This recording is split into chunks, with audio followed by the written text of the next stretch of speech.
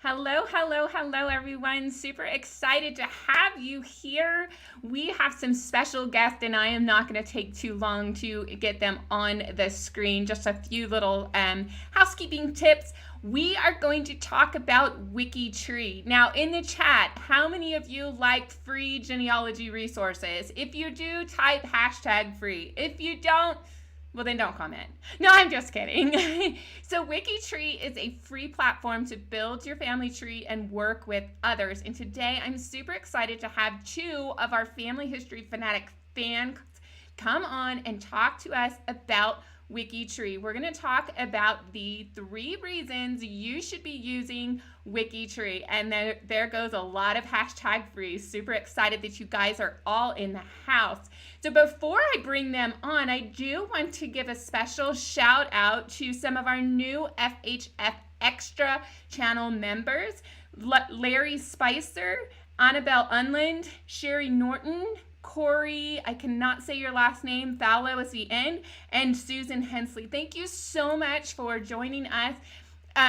You can join FHF at channel memberships. We'll talk a little bit about that later in the show. But we're going to go ahead and bring on our special guests. We have Chris from New Hampshire, and we have Greg from Canada. How are you doing, guys? Oh, we're doing great. How are you doing, Greg? Right.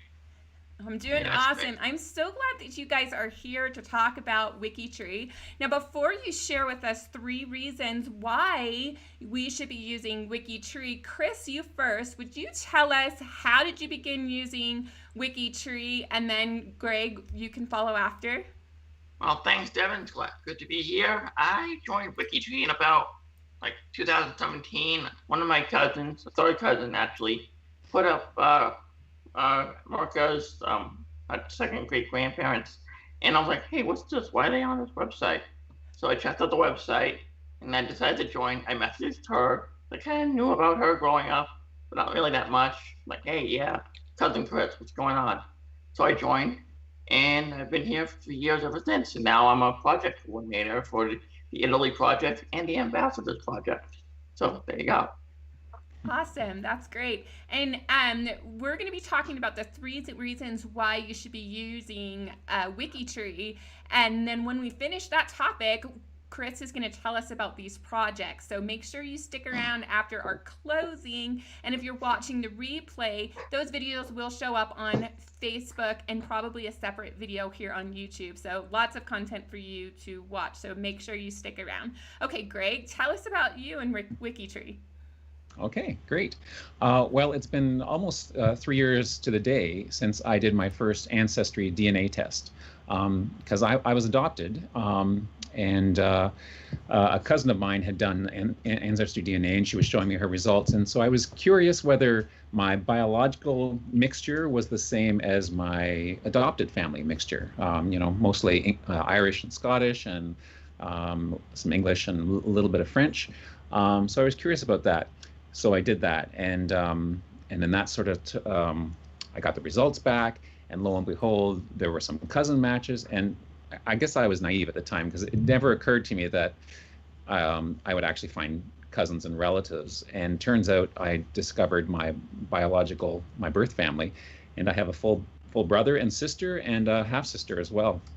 So so I found them and some aunts and uncles and cousins, and I wanted to record all of that, but I wanted to do it somewhere separate from the ancestry site where I had my adopted families. So I was looking for a new platform, and I found WikiTree, and it's been great. Awesome. So, well, thank you guys so much for letting us know about that. If you guys are watching the replay or the live stream, let us know if you are a user of WikiTree. Just say WikiTree. What should we say? User? That almost like saying cocaine. We say, we say that. We say WikiTreeers. WikiTree. That's right. WikiTreeers with an R at the end of tree. Got it. That makes sense. So you guys got to remember there. So there you go. Greg just gave us an example of what we should be doing there. Awesome. So without further ado, let's just dump right into it. Greg, what is the first reason we should be using WikiTree? Okay, well, the first reason you should be using WikiTree is that it's a free world tree. So it's free. It doesn't cost anything. There are no subscription fees. It doesn't cost anything to join. All you have to do is sign up, register, put in your email address, and then you can create a profile and you're on your way. It's also, I'm going to share my screen now. It's also a world tree. So, and by world tree, similar to Family Search and Genie, in that instead of every person having their own separate tree, there is one tree that we all work together and come and share. So when you first off, you start off by creating a profile for yourself, and then you add your parents and your grandparents and other relatives, and eventually you'll come to the point where the new person you add will already be in the tree. So there's an algorithm when you go to add a new person, it checks the names and dates that you put in, and it flags any other profiles that exist in the system and say, is this the same person? And then you can go check, and if the facts match up, then you don't have to create anything. It just automatically connects it, which was great. So in my biological family, my mother was French Canadian. And so her side of the family went all the way back to the founding of Quebec. So their ancestors in the 1700s and middle 1600s there. And a lot of that stuff was already done. So once I got back to my great grandparents and that generation, I started making connections with families that had already been profiled, and so that was great. It was fantastic. So that's one of the things. I've got the homepage of the WikiTree up there, and you can see some of the other things about it. And this week we actually went over 25 million profiles. So that was a big thing. That's huge. Absolutely. That is wonderful. Now, before you continue, is WikiTree controlling for duplicates? Actually, yes. Yeah. We do. And we merge the profiles together.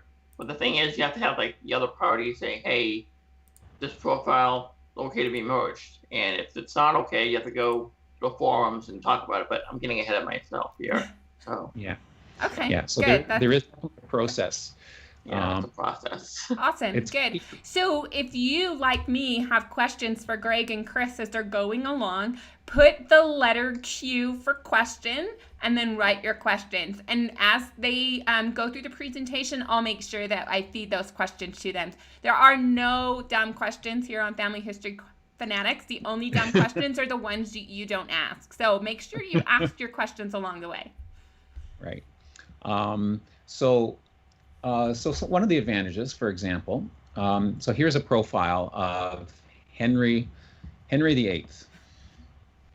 And so you can see it's got lots of information about him and all of his wives and all that sort of stuff. And we're going to dive into profiles a little bit later in more detail. But one of the things that you can do, because it's a family, one big tree, I can click on a menu item and I can find query, what's my relationship to Henry? Now, I'm not actually related to him, but I can find out if I am connected to him, and that would be here. Okay. So there's relationships and connections. That's right. Yes. Okay. So Henry and I are not cousins. Maybe not a big surprise. I am a distant cousin of Justin Trudeau, though, just in case you were wondering. Okay, zoom in on that. Let's see that. Yeah, and I'm also a distant cousin of Justin Trudeau, also, because of my Quebecois.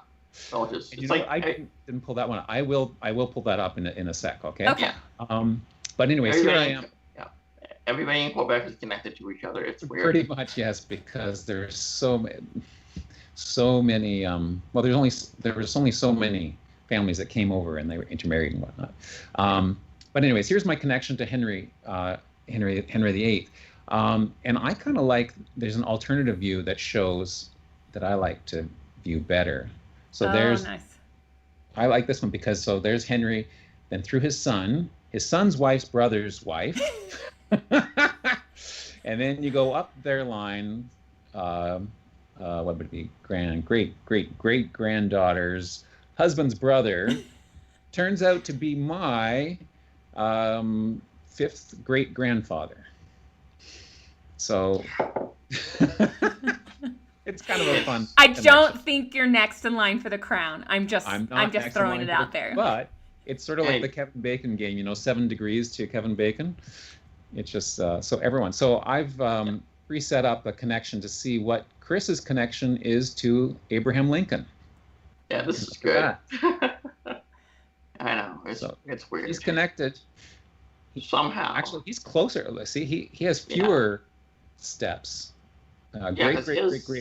Great grandmother. Because his ancestors originated in colonial Massachusetts and so did mine. That's right. So there you go. With all those Hanks there, are you related to Tom Hanks too, Chris? That would be so cool. Really. That would be. He's America's dad. Who would not want to be related to America's dad? Who would not want to be related? Exactly. So we were just connected to those famous people, but Chris and I actually are cousins because of our common Quebec roots. And so this is one of the things that WikiTree can compute for you. And there it is. We're 8th cousins. So now Chris hasn't shown up in any DNA tests that I've taken. So I don't think we actually share any DNA in common. That's too but far back. We're genealogically. Yeah, way too far back for genealogical purposes. Andy would tell you that. Yes, that's right. But we both descended from someone named François Michel Brisson, who was born in 1700. So much better than mine. Well, my wife is a French teacher, so it better be. But the other thing that's interesting, and this is, it's not unique to Quebec, but certainly Quebec, because of the endogamy, where there was lots of intermarriage, especially early on in its founding. But Jewish societies or populations will also have this, and there are other populations where there was a lot of intermarriage and common ancestors.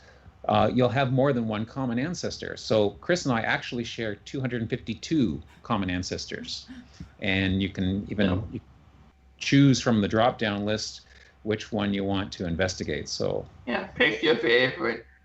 Pick your favorite, and there's another route.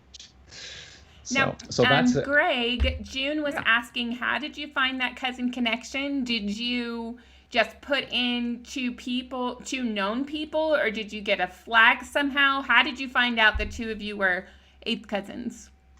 Well, sometimes if you're on someone's profile, it doesn't matter whose profile you're on. So let me just search for. I'm going to search for Pierre Trudeau. One of the things about WikiTree is that privacy is very important. So if a person is living, their profile is I don't know if it's hidden, Chris, or if it's just there's very little information that you can actually glean from. Living people are always privatized. You can't see them unless you manage their profile. So Justin Trudeau, who I bragged about being a cousin of, as is all of Quebec and half of Ontario probably. He's living, so his profile on here will be private. But his father passed away, Pierre Elliott Trudeau, who was also a Prime Minister of Canada. And so what I can do is, now that I'm on his profile, I can, under the second menu here, I can check to see if he's a relation. If I click on a relationship to me, because I'm logged in as myself, then it's going to check to see if I'm related to Pierre. And it's going to do its little computations. And there it is. So Pierre and I are 7th cousins twice removed, which would mean that Justin and I would be 8th cousins once removed. No. Is that right? Yes, it is. Yes, it's right. Yes. Yeah. You can also find that under the menu when you go to look at somebody's profile in the family tree. It's underneath the family tree when you look at somebody's profile on. Let's see, put on my profile real quick. Check it out. So You go to profile, go to family tree and tools, okay. and then you scroll down to genealogy research. You can scroll down, and you can see relationship to me. You can also see all bunch of apps that we're gonna talk to later, and see a whole bunch of great stuff. And it's all cool. Okay, awesome. William R. Vincent is telling you how to do it in the chat. Thanks. Oh, okay. Thanks, William. Thank you. Yeah, I don't have my chat. I don't have the chat window open because that's going to distract me. Yes, no problem. Yeah, so you guys can talk all you want. Really, you can't see you. Yeah. Sorry. So this is one of the. Actually, I'm going to show my my family tree and tools page. All right. So there's my family tree and tools. So these are all new family members that I found. Sadly, it was January of 2018 that I actually made the connection with my biological family, and I just missed my birth father by 1 year. Oh. It was, yeah. And my birth mother had passed away a few years before that, but I do have brother, sister, and an aunt and uncle and cousins, so it's kind of cool. You'll notice on this family tree that DNA is highlighted on some of them. Zoom in on that, please. Yeah, will do. Okay. Ah, shoot. I clicked instead of zoomed. Okay, now I can see it. In the chat, let me know if you guys can see that yellow DNA right above people's names. Mm-hmm. Well, you can see it fine. There you go. Okay. I'm going to click on, let's say, my paternal grandfather. Oh, no, that didn't go where I thought it was going to go. Let me do this. So, there you go. Yeah. So when you go to, because I've taken a number of DNA tests, WikiTree when I created my own profile, I was able to register where I took the tests and put in the test number. So that means that anyone who is related to me, who I have verified the connection with, will also have that information showing on their profile. So this is my paternal grandfather's page, and you can see that under DNA connections, I'm listed as a potential match. So if someone else comes to this profile who is related, maybe another grandson or a nephew or someone else, they can see that if there may be a Y DNA connection, and they could check out my test on family tree DNA or in the Mito Y DNA database, which is a brand new resource that's come out in the last year or two. Or they can check the autosomal tests from 23andMe, Ancestry, and all those other places. That once I did the first Ancestry test and got such positive feedback, I was sort of hooked, and I sort of did everything. So this comes to a question from Kathy. She said, what is the best DNA test to upload to WikiTree? And William said, you can't upload to WikiTree, but I think the answer to her question based on your profile is you can link to all of them. Is that accurate? That's exactly it, yes. So WikiTree, yes, William is exactly right. WikiTree doesn't do the matches for you. You won't see, how many segments you match, but what it will show you is people who you are genealogically related to, who are on WikiTree, that have done tests, so that if you have a DNA, you may have a DNA connection with them. Yeah. And it gives you all the information that you need to go back to those testing companies and look them up. And I've done that, and I have found other cousins that way. So it's pretty cool. Awesome. Thank you so much. So no that's problem. Point number one. Point number one was free, right? Oh, wait. I'm just recapping, just small. I'm not jumping ahead, I promise. Recapping, yes. Okay. So go ahead, Devin. Oh, WikiTree is free, and now you're showing us all the different cool things we can do with it. We haven't moved on to number 2 yet. We're still in number 1, right? Yeah, but I have one last thing to add for number 1. Please do. Yeah, you go ahead, Chris. Yes. Yeah. WikiTree could also be great for cousin bait, which is, you have, if your tree is public and on WikiTree, we highly advise your tree to be public so everybody can take a look, because you never know when you're going to have a potential cousin find your tree, and hopefully they will contact you. I've had that happen to me 3 or 4 times since I registered, and you can talk to them about your connection, the common ancestors, and maybe they took a DNA test, and you might find a connection that way, and you find some family stories along the way, and have a great conversation with them. But that's being very hopeful, because sometimes you will find some jerks. Sorry to say, but we can talk about what to do with the sharks in a little bit. In the pre-show, somebody was talking about them being less than diplomatic, so we'll save those questions towards the end. But now we've got cousin bait. Tell me about this. So I just clicked. Chris was talking about cousin bait, so I just click on the bottom of every profile. There is a button that says cousin bait, which actually sort of pre-formats stuff for you. So you go ahead, Chris, because you've used this. Well, yeah. All you do is just scan the internet for any potential cousins or whatever, and it'll just put your profile up on Google, most likely. And if somebody wants to look up Grandma Henrietta or somebody, they'll say, "Oh, Grandma Henrietta had the profile on this website. Why is she there? Oh, this guy made a page. Okay, maybe I should contact him or her." That's how cousin bait usually works. That's how it works. Mm-hmm.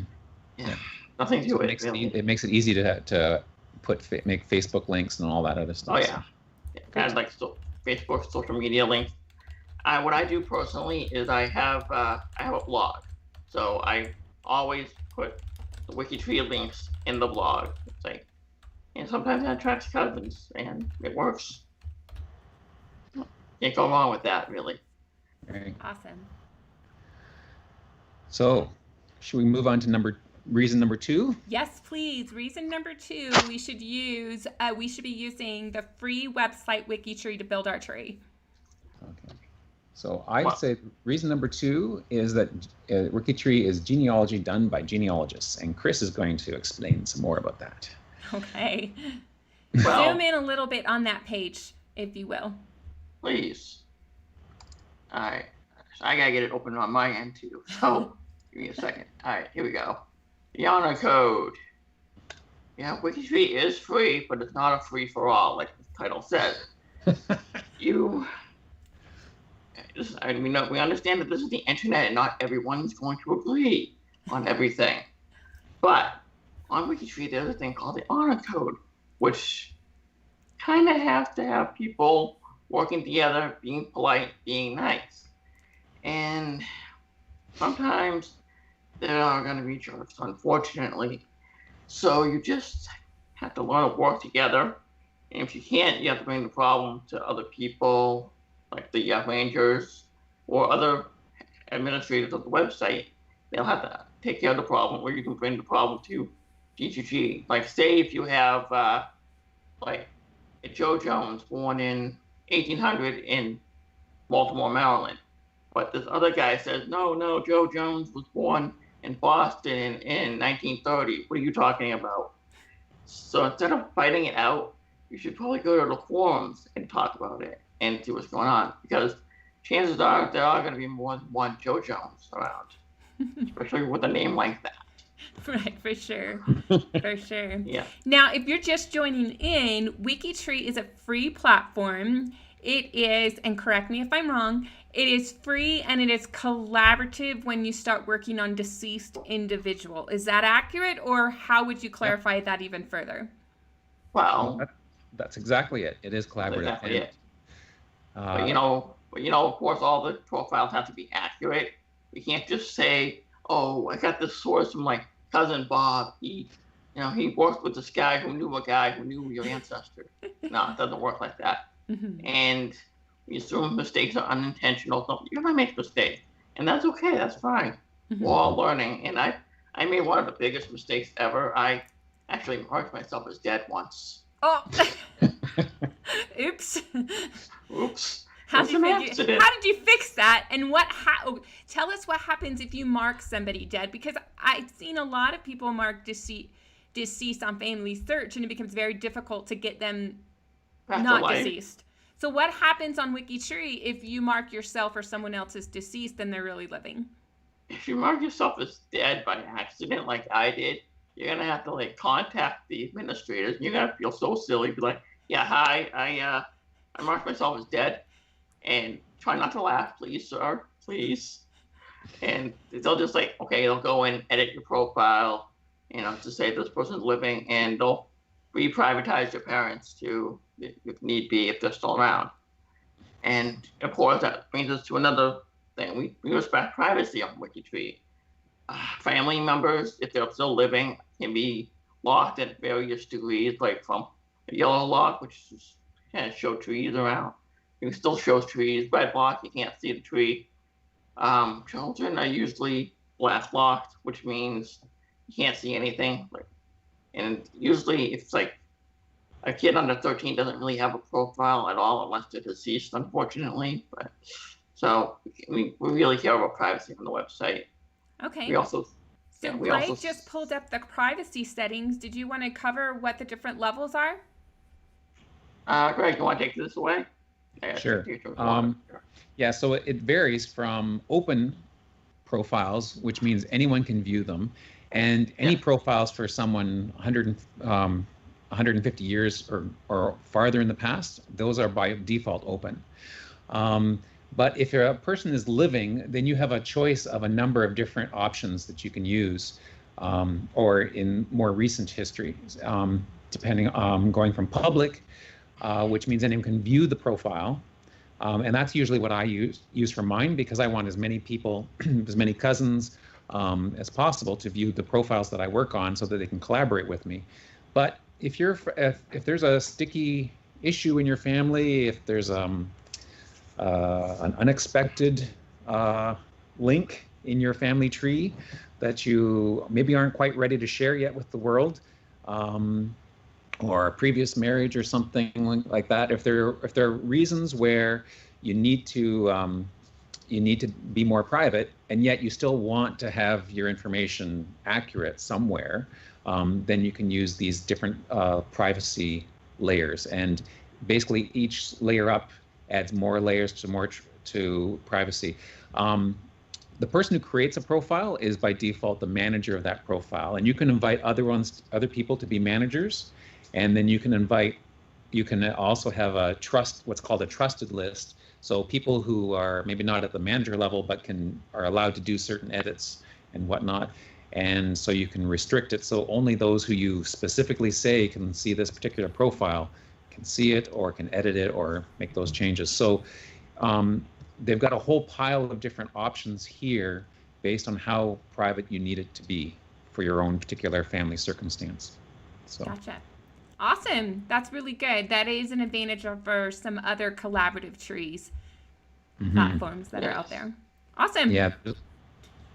So I don't see any questions about privacy settings right now. Okay. Well then. No. There is a question. Charlie says, a manager of a paternal line passed away a year ago. How do we get that released? Well, what you do is on that person, on the person's profile, the deceased person's profile, not the deceased person's profile, but the profile that you really want released to you. What you do is you go to the problems with certain people tab, and you email WikiTree at help@wikitree.com, and they will help you out. So help. Where do I go? At wikitree.com? Yes. Okay. Just email them, and they will help you out. Awesome. Help you get that profile back to you. Awesome. Good. All right. So that was number 2, the privacy. I think. Okay. I want to show. Covered that really well. Yeah. I'm going to show you related to the privacy and the number 2 about genealogy being done by genealogists. Yes. One of the big things about WikiTree is that every profile has to have valid sources to it. Okay. And let me find. Okay. I'm going to find. I had one picked out to do, and that was Marcoux. So I'm going to choose my great grand uncle, Joseph Euclid Marcoux. So here is, I'm going to blow it up again so you can see. So like many French Canadian families, big family, lots of brothers and sisters. And when I first joined and I first was creating WikiTree, I think I did what a lot of people do, is you do your parents, their grandparents, their parents, and so on. And so every family is full of only children.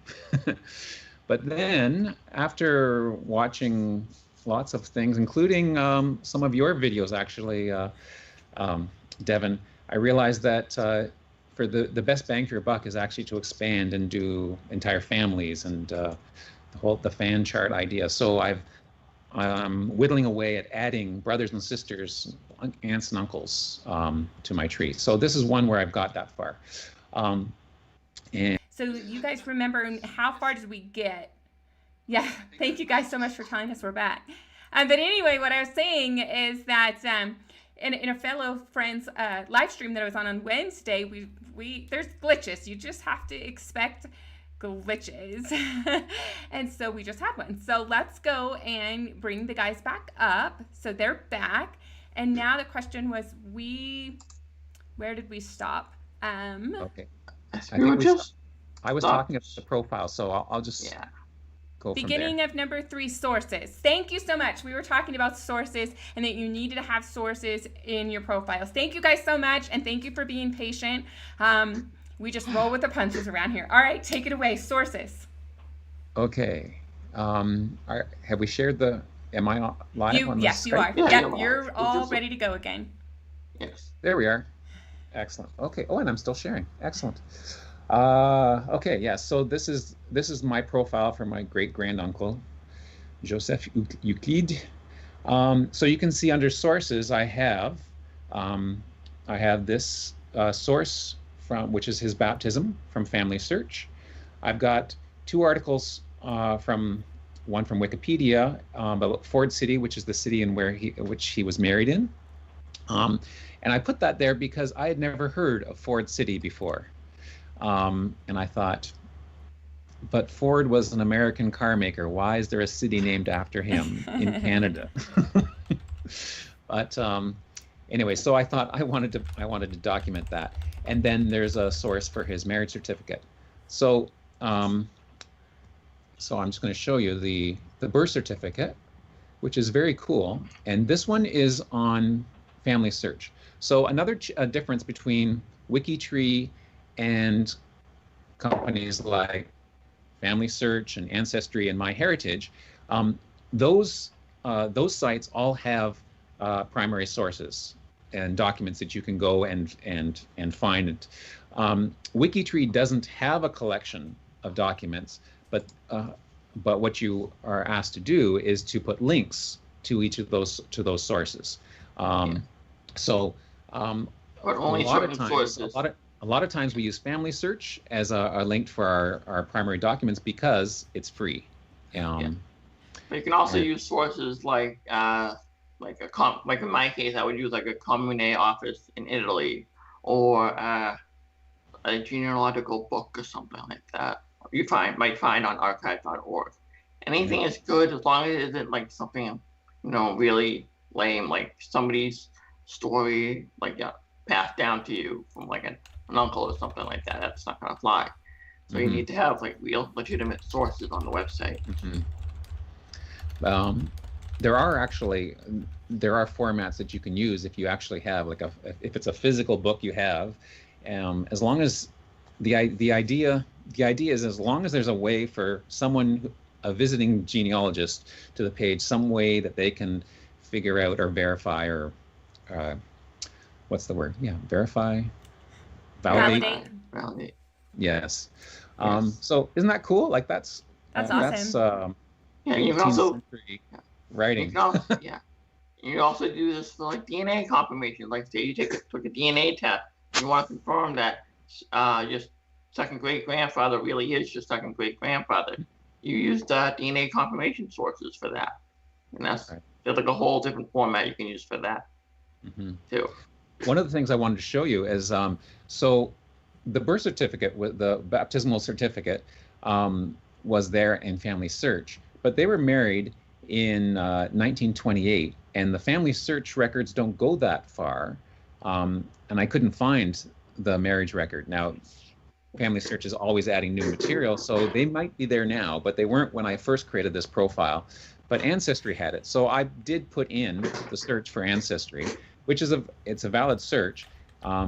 I put the note when I made this search, this notation, that it requires a subscription. But Ancestry has the ability to actually, you can create an image that's shareable, even by people who aren't Ancestry members. So for those of you who use Ancestry and want to share those sources with other people, there's a way of doing that.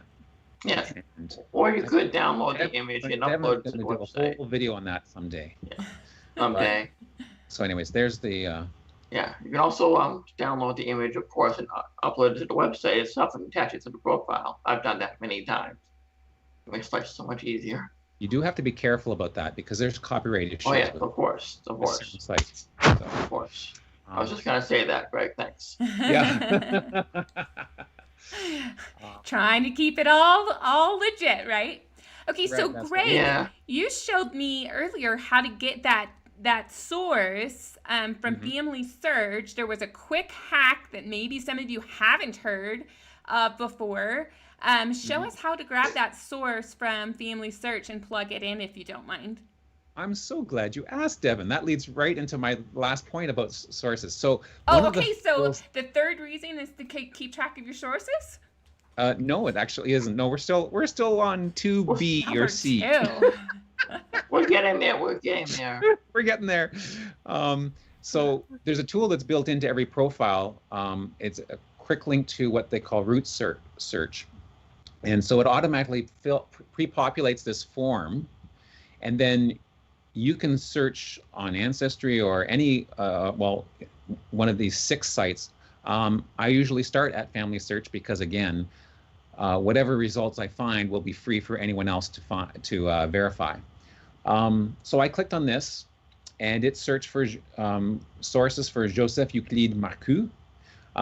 But unfortunately, like many Quebecois and lots of families, everyone has the first name of Joseph. All the men have the first name of Joseph, and all the women have the first name of Marie. But they don't always go by that. And this great-granduncle went by Euclide. And so his marriage certificate, his death, all of those are in the name of Euclide. So I'm going to change that and then hit enter to research it. And now it's finding, and luckily enough for me, which is why I chose this example, the very first result is Euclide Marcoux. And there's his census record from 1891 when he was only 4 years old. Now this particular one, Family Search doesn't have an image for. There is an image if you go onto the Canadian census website, but that's a whole nother video. We'll talk about that later. Actually, Devin's already talked about the census, so you could review. I could point to a corner of the screen where you put a link. But the other thing that Family Search does, which is nice, is they also link other records. So this record, which is another census record, does actually have the image. And I've gone here before, so I know that my uncle Euclide is on line 12. And there's my great-grandfather, Achille, which is like Hercules. Yeah. And so Euclide was, so this was in 1911, so he would have been 24, and my great-grandfather was 23 at the time. And they had, at this point, moved up to Temiskaming in northern Quebec. But if I want to capture that source and write the citation for it, there's a nice handy little button. If you go under the information tab, and this is actually true for, I think, any source on Family Search, click on the copy citation button, boom. And then when I go back to my uncle's page, I can say, Zoom in a little bit, please. Oh, yeah, sorry. Here we are. There we go. I'm editing his profile. And as you might have guessed from the name WikiTree, it is like a wiki, like Wikipedia. So there are some special codes and that you use to get headings and whatnot, like these double equal signs and whatnot. But I'm just going to add to his biography. In 1911, Euclid lived with his parents and siblings when he was 24 in Temiskaming, Quebec. I'll even put the accent. And then I'm going to cite my source. So you went up and hit the little C in order to cite your source. That gives me the little reference tags, which go around it. And then I can just hit Control V, and it copies all of that gobbledygook that came from Family Search. And I don't have to type out the name of the database, the link, all of the stuff that you would normally do if you wanted to format a nice search. But it gives me all the information of where it's from. It even tells me what image it's on. So someone else who's looking at this, so I'm going to save this up here, added census 1911 info. So you tried to tell yourself not only that you changed it, but what changes you made. So that keeps a log of the changes. You go right to the changes tab and it will tell you everything. Yeah. Everything that's happened in the profile since you created it. Yeah. So you can see that yesterday I was testing it for Devin, and today I removed that demo text. And then right now I just added the census 1911. Yeah. Nice. And the rangers who go from profile to profile, looking to see what's going on, it's going to be very confusing unless they watch this video. In that case, hi guys. So there it is. So there's that line I added. So this is the public view of the profile. There's the line, 1911, he was lived in Temiskaming. And if I hover over that, it gives me the whole source citation, which is also down here as well, in the sources section. Perfect. So I only have to do that once. It's formatted nicely, and there we go. There you go. That's awesome. Very cool. All right, we need to get to number 3. We do. Oh my goodness, this is going way over time. I'm sorry. No, it's okay.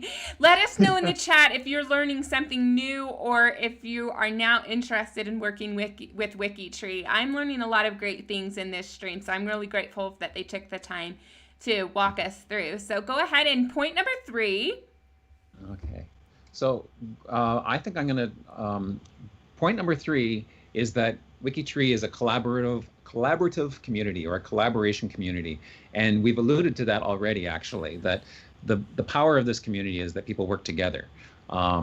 So there are people called greeters.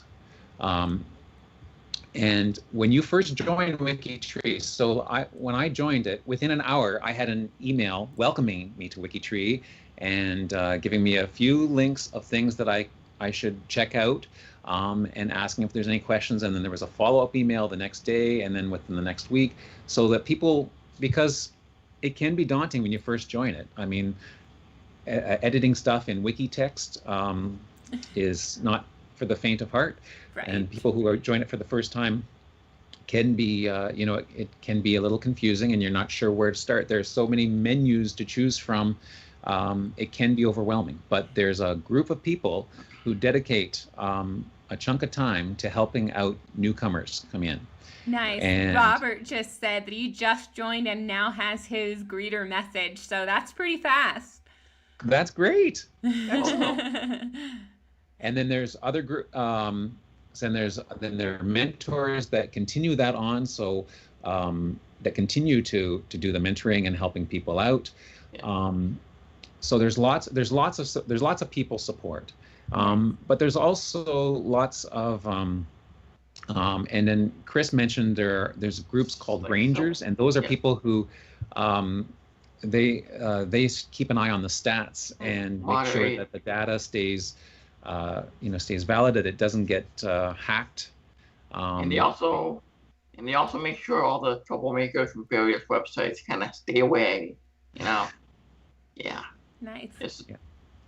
And then one of the things that's really helpful is that there's a forum, and I can't remember who, but someone had asked about, well, what if you've got a brick wall? How do you get help working on that? That was Lisa for sure. Yeah. Wow. So glad you asked. Yeah. There's a forum called, we call it G2G, genealogist to genealogist, and you can pose any question you have. So here's a question right here. I have a few questions on my adopted family's heritage. So that was asked 17 minutes ago. And so they're researching Ireland. Ireland's difficult. I have a brick wall getting back to Ireland myself. So I sympathize. Oh, that's Lisa. There you go. Oh my goodness. Lisa? Wow. Lisa found it live while you were talking. That is hilarious. Wow. Totally impressed here. Good job. This video was not pre-recorded, just so you know. It's not live, everybody. I can't believe it. That's wild. Love it. Live, everybody. So zoom in so we can get a rough idea of what some of these questions are like, because they're hard to read on the screen right now. Okay, so there we here's go. One. Translation help. So here's a question. Someone has look at this. They need help reading this baptismal. It's in French. I could actually help out some of that. So this is one of those ones that I might have responded to. I'm not going to do it right now. Right. We'll do it after the stream. We'll do it afterwards. There you go. You can wait. Yeah. So, deciphering ones. Oh, those here are related, so that's why I'm seeing all of those ones. Gotcha. Okay. Yeah, Because you can but you can ask lots of different questions, and someone will respond. Okay. Yeah. So it's very cool. Well, this is like a Facebook forum, but would you say the quality of answers are better in the forums or faster? What do you think? Sometimes the forums get kind of, not the forums, the Facebook groups get kind of unpleasant, let's just say. I would say they're better. I'm not sure. And well, yeah, it depends on what you ask and who you're interacting with. Okay. It's like any place on the internet, really. That's right. Yeah. Gotcha. Awesome. There's some hot button topics, like when it comes to formatting, there are people who like different things. So sometimes those things get, there's a lot of there can be lots of back and forth. But when it comes to help, I find they're very good. Yeah, it's a great community. Yeah, and if you put in certain tags at the bottom of your post, like G2G or a topic you're interested in, then you should get answered relatively quicker. Awesome. Yeah. Awesome. And the other thing about the thing that's fun about collaboration is that we don't just collaborate via email and like that. Sometimes we have actual live events, and Chris is a host who has hosted some live streams, and he's been captain of a team in the Wikithon. And why don't you talk about that, Chris? Well, yeah, I'm actually wearing the sweatshirt I got for the WikiTree 2000 Source-a-thon, which we divide into teams and groups and stuff like that. And Greg actually invited me to the Team Italy team to captain it. That was kind of his idea, and he became a member of the team. So what you do for the Source-a-thon or the Scan-a-thon or anything like that, you join a team and you basically try to make the tree better, because we need better sources. And because there are a lot of GEDCOM uploads, what we can do is go into those profiles and find the sources for the GEDCOM uploads. Kind of spruce it up a bit, make it look more presentable, neater even. Just make it look nicer. And it helps the tree out, helps people researching people, and you can find all kinds of sources really easily on like Family Search, or you can scan photos of your ancestors, put it on the website. There you go, you can get rewards. Sometimes you get a consultation with a professional genealogist. Sometimes you may get help on a certain topic if you need it. It's like so many prizes you can win. This is actually a prize too, but I don't want to toot my own horn here, because I was captain, but whatever.